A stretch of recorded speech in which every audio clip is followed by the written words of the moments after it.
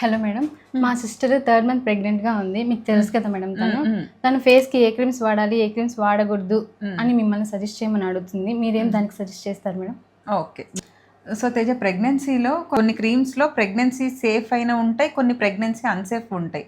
Pregnancy unsafe అనేవి first చూద్దాం. అంటే ప్రెగ్నెన్సీలో వాడకూడదు అనమాట. కొన్ని కాంపౌండ్స్ ఉంటాయి, retinol, retinoids, hydroquinone, salicylic acid, chemical sunscreens అంటాం.